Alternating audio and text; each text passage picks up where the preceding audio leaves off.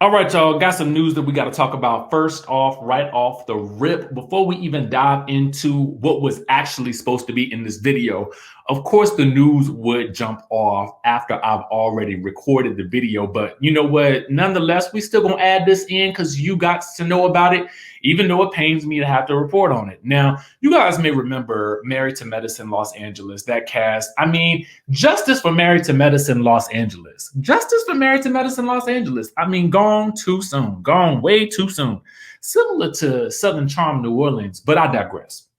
Now let's get into the story. Leah Diaz, who you guys may recall is from the season 2 cast of Married to Medicine Los Angeles. You guys can see her here second from the right, okay? She is seated beside Britton. Well, Dr. Britton, excuse me. Here's what's going on with her. All right. TMZ is reporting that she has gotten a TRO, which is a temporary restraining order against her husband with DV claims. Okay. And apparently he is hitting back and he actually wants a divorce. Okay. So let's get into it. Now, the first place that I actually happened to see this information was over to our friends over on Instagram at the Married to Medicine source. So you guys can actually head on over there and get the information as well. And it's pretty sad. I mean, because the article is claiming, some pretty serious allegations here. Apparently, she is asking for and was granted the TRO a couple of days after her husband, Colin, filed for divorce. Now, he also filed his own temporary restraining order as well. So TMZ got some documentations, okay? And she is alleging that there was some pushing and a shoving that occurred last month and some kicking as well, okay? Pretty bad. She also goes on to list a couple of other occurrences of this type of behavior over their 7-year marriage, including times when he did much worse and also allegedly harassed her and threatened her and prevented her from leaving and all that kind of stuff like that. So it's real kind of crazy, okay? Now, apparently, since he's filed for the divorce, she is alleging that he didn't change the locks of the house. She ain't been able to see her kids. And the judge, again, did sign off on her TRO, saying that the kids needs to be with her and away from the dad as all of this mess gets cleared up. But then he has a whole different side of the story. Let me pull up the screen so you guys can see him again. Nice looking couple, such a nice looking couple. You know what I'm saying? Anyway, apparently he's alleging that she's, quote, erratic and emotionally abusive. Apparently she's done lashed out or whatever at him over the years. If y'all been going through all this stuff over these years, when was the first sign that something wasn't right? That's my question. But anyway, listen, it's a whole lot of mess going on because they both claiming, that they've been putting their paws on each other, okay? In times of duress. Apparently, one time occurred after he allegedly had a abdominal surgery or something like that. Then he also alleging that the kids, been staying at his sister's house, and then she showed up rolling with a crew of people demanding to see her kids. So now he's fearing for his safety. It's a whole mess of a situation, y'all. So I just wanted to come on here, jump on here, let y'all know what was going on with that situation before we dive right into what we got to talk about today. But this is a whole mess. Let me know what y'all think about it down in the comment section down below. Hopefully, they can just part ways amicably and find some way to co-parent with these kids, because that's the most important thing. And if they're putting their hands on each other and things of that nature, then that needs to stop. Because, you hate to see it. You hate to see it.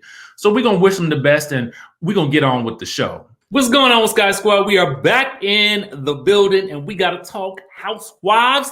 Now, y'all know the other day we had done the recap for Housewives of Potomac, and I didn't get a chance to really touch on, Candace's appearance on the Bravo chat room with Portia and Giselle. But baby, when I tell you,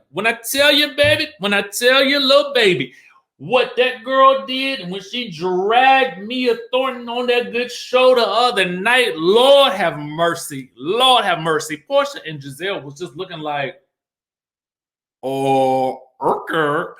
We're going to get into that. We got to talk about that because we didn't get a chance to talk about it the other day. So we're going to catch up on some things. Then we also got to talk about, I'm going to do a little recap, a little mini recap of, that good after show for Potomac. Because on that after show, Giselle is not backing down at all about what she said about Wendy not belonging on Potomac, okay? If she can't take the heat when the people talking about her family, okay? So we're going to get into that and a little bit more. So just hold on to your horses. Make sure you guys subscribe to the channel, hit that notification bell button, and join the texting community right here. The number's right here so I can text you as soon as a new video drops. Now with that out of the way, let's get on down to the thing, okay? First things first on the docket is your girl Candace Dillard Bassett on the Bravo chat room. Now, I'm going to go ahead and tell you, I was kind of wondering how this thing was going to go, because previously Portia and, that good Candace had a little beef. Mostly, I think Candace had most of the beef with Portia because, Portia was really kind of standing in defense of Monique Samuels when it came down to the altercation between Candace and Monique. But you also know that Portia and Monique are friends because, Monique had actually even not really starred on, but, made an appearance on Portia's spinoff previously. So we know they are good friends. Now, I was wondering how this was going to go. And it went interesting, okay? It went very interesting. I don't know if I was getting my same jovial vibe from Portia during the episode, but let me know what y'all felt, because it felt a little awkward at times. But that's what made it so good, okay? It was kind of like, ooh, what's about to happen here? But what I noticed is Portia tends to be relatively friendly on this show, and maybe because it's her own show. So it's like, girl, you a guest on my show. I'm going to go ahead and treat you right. But you better be nice to me too. You know what I'm saying? So I don't know. I just felt like a little vibe from Portia, or maybe it was just my imagination. Y'all let me know in the chatterization down below. Anyway, let's get to the dragorization of your girl, Mia Thornton, okay? So they were asking, why do each other think that Mia put a little extra stank on, what Giselle has said?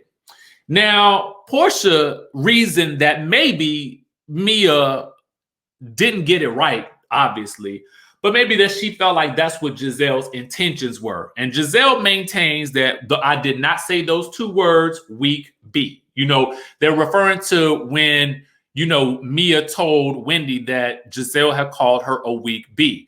But what Giselle actually said, and we'll talk about it a little bit later, is that, if Wendy can't take the heat, then maybe she just don't belong in this group, okay? She don't belong in this group if she's going to crumble every time somebody come after her man or they say something about her family. You know what I'm saying? Anyway, so Candace says that maybe Mia had to lie. Maybe she's just used to lying to herself because maybe she had to lie in order to give those. And I'm quoting here. I'm quoting, I'm paraphrasing kind of because I was typing and writing at the same time. She said maybe Mia had to lie to herself in order to give these geezers lap dances as an entertainer. And sort of the way she said it was like, you could even see Giselle and Portia kind of react like, ooh, she is going to a different level on this one. Okay.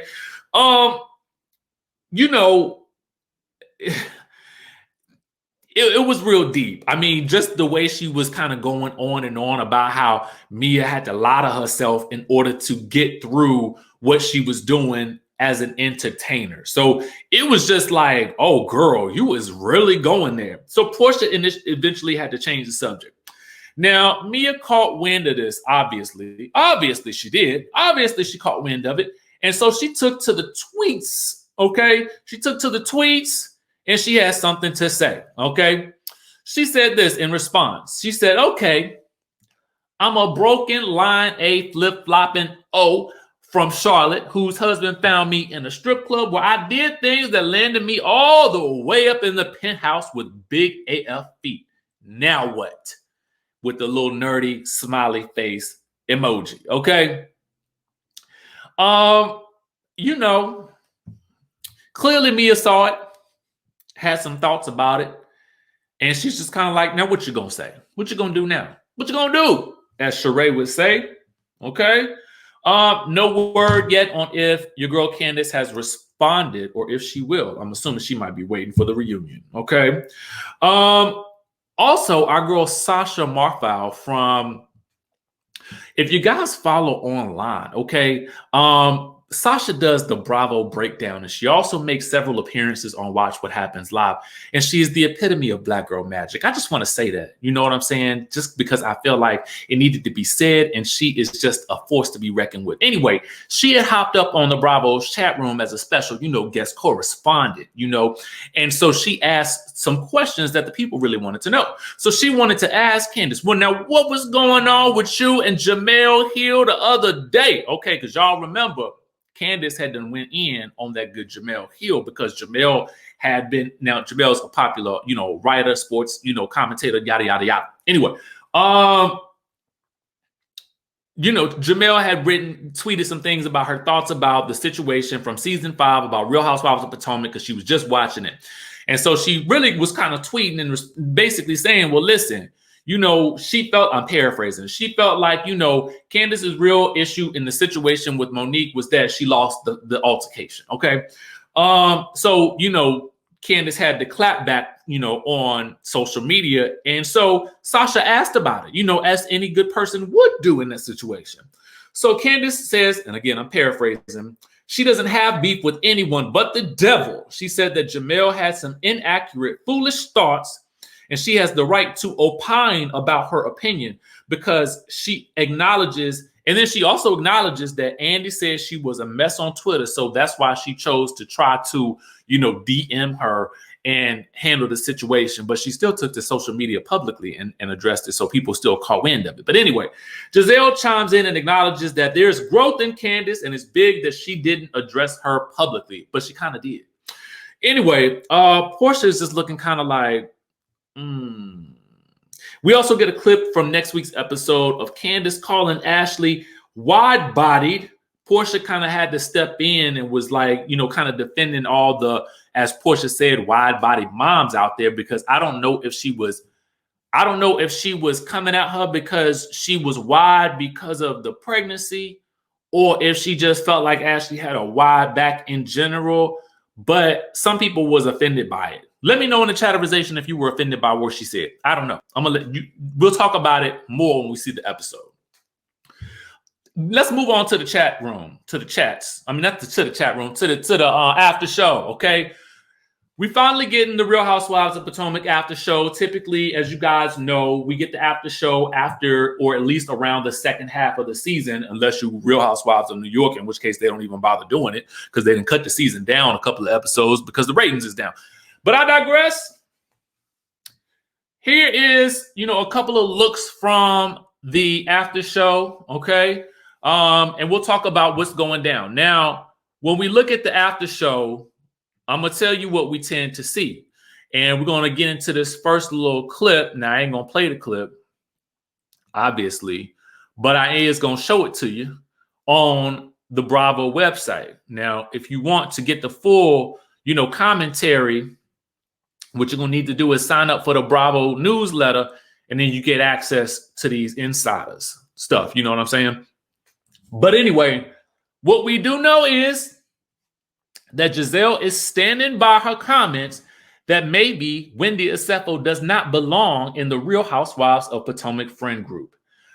Basically, she stands by what she said in the previous episode. If Wendy's going to crumble every time somebody mentions her husband or her family or give her some feedback, then, she probably is not meant to be in this group.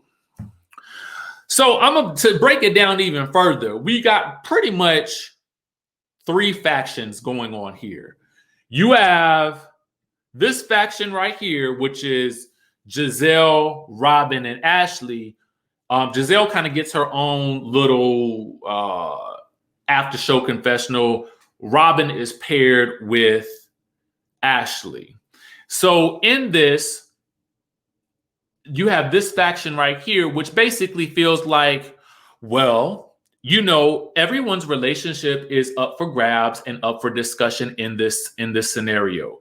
They feel like Wendy has changed, whether it be as a result of her, enhancements to her body, or if it's just that they felt like Robin and Ashley pointed out that they felt like, because Wendy had given herself a name as in Zen Wen, that she had definitely changed in the way she was interacting with the people in the group and giving so many explanations about what she was doing and why she got her body, enhanced, that there must be something going on and there's something more to it that she's not telling us.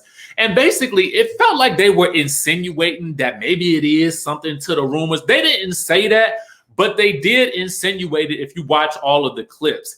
And I just don't like it. And I don't always agree with this narrative that everything should be up for discussion with regards to the people's relationships on this show. Now, again, we also know that this is the formula for Potomac, and they are letting us know right here and there, these three girls, they kind of feel to me like the Shawnee and the Evelyn of and the whatever faction right there of Basketball Wives. That's what these three right here remind me of.